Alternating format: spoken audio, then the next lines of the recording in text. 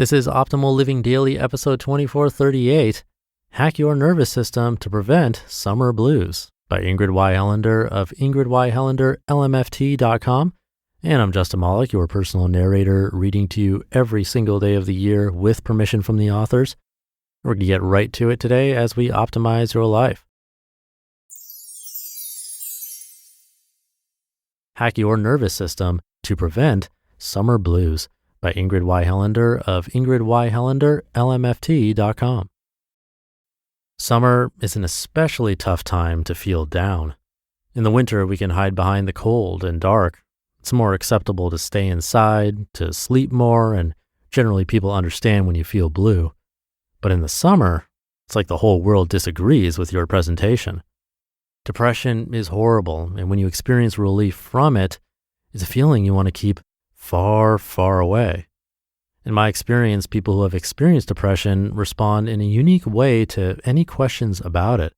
They typically brush past the subject quickly and with few details, except to say, I don't ever want to go back there again.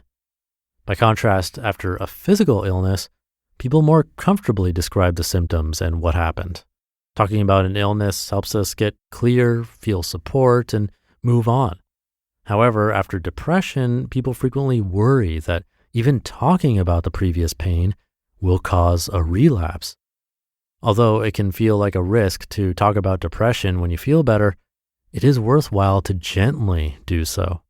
Unfortunately, the fear that tries to keep you from processing your experience can create even more problems. When you get overly anxious about becoming depressed and push those old feelings away, you're actually more likely to fall back into a depression. An unhelpful thought cycle sounds something like this. I felt so depressed, and luckily I snapped out of it. I don't really know why. I don't even want to know why. I feel a little of that familiar depressed sensation. I feel freaked out and angry. I just cannot feel that again. Now I feel so nervous, like I can't trust myself. Well, that's depressing. You might be surprised to learn that you can successfully hack into your own nervous system when you feel afraid of depressive symptoms without making things worse for yourself. Here's a quick way to help your mood and fears using the science of polyvagal theory and a bit of internal family systems work. Let's get hacking. First, imagine the three parts of your polyvagal system. They are the dorsal vagal, sympathetic nervous system, and ventral vagal. Here's a quick cheat sheet to help you recognize them. Feelings of shutdown and hopelessness are generally consistent with the dorsal vagal portion of your nervous system. Anxious, fearful, worried, or panicked feelings are usually expressed in the sympathetic nervous system. And your ventral vagal portion is characterized by feelings of safety, social belonging, and security. Second, breathe and recognize that you shift up and down between these portions of your nervous system all the time, every day. That's 100% normal. Now, of course, you don't want to deeply delve into an uncomfortable sensation, but did you know that you can calmly experience feelings from your past and the fears that accompany them with a sense of safety? None of your feelings are trying to hurt you. And third, when you notice any depressive symptoms, you have the ability to acknowledge them and help yourself by shifting between your nervous system states. If you feel any fear or agitation, breathe gently and play with your nervous system. You can successfully convert from dorsal vagal up through your sympathetic nervous system to rest in the ventral vagal. Any energy, even fear, is actually a great way to move out of symptoms that feel depressing. Experiment with using the upset energy you feel to simply move. Start with tiny movement like making a face that reflects your fears. Can you do this in a way that brings a smile or a laugh? These small movements innervate the ventral vagus nerve. Try to make eye contact with a loved one. That also activates the ventral vagal response and helps to bring you out of anxiety and into feeling safer. Listen carefully to music that lifts you. Dance if you can. Breathe, and breathe more. These simple, natural practices will help you feel your ventral vagal response. You can practice them even when you're not worried about depression. Then, if a twinge of depressed feeling comes along, you have a body memory of safety that calms you. When you feel calmer, it allows you to talk about your feelings with comfort and compassion. I recognize that you might have parts of you that say that these ideas will not work for you, that they're ridiculous, childish, or too woo-woo. Well, here's where internal family systems, or IFS, comes in handy. IFS envisions parts of your personality in the same way we might consider the roles and relationships in a family. So using this method, imagine a critical part of you is stepping in to help you in some way. Ask yourself, what might happen if I just try to convert my feelings of fear into an energy source, a way to get out of the blues and back into my life? You might hear yourself say, it won't work and I'll just end up depressed.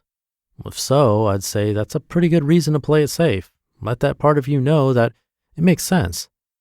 Now imagine how confident you will feel if this skeptical part of you could step back and allow you to use just a little neuroscience to get yourself into a calmer, happier state. By staying aware of your wise nervous system, your new thought cycle can sound more like this. As I think about my depression and get a little fearful of it returning, I can breathe and gently move up and out of my dorsal vagal and through my sympathetic nervous system to arrive in my ventral vagal where I feel okay. I notice that there are parts of me that feel very vulnerable when I think about depression, like it might just suddenly occur again. Staying in my ventral vagal space, connected to myself and those I love, I can let all parts of me know that I am safe and sound. I feel compassion for myself, reminding me that the blues can happen without throwing me into a depressive state. And I can talk about anything I need to with myself, a loved one, or a professional to help me release that fear and pain from before. Gently notice your feelings as much as you are able. Before long, you'll be hacking your nervous system, allowing you to talk about your personal experiences with safety and confidence.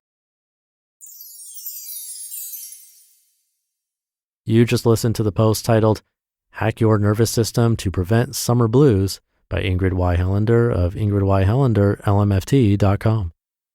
And thank you to Ingrid. I thought it was a really interesting point how we can often easily talk about symptoms of a physical ailment, like a broken bone or getting a cold.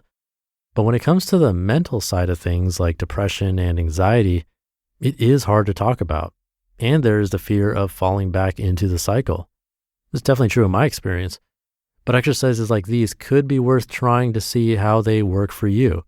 If it's not something you're comfortable doing on your own, definitely look for a therapist or counselor or psychologist for help. But I think trying exercises like these out can often lead to great results, as long as they're not going to hurt you or make things worse, in which case, again, seek out help. The exercise she talked about with taking upset energy and sort of shifting it to the next stage or redirecting it reminds me a lot of what we talked about this week with meditation and thoughts. You can choose to take action with a thought or do nothing. We can choose to listen to music or make eye contact with a loved one like she suggested.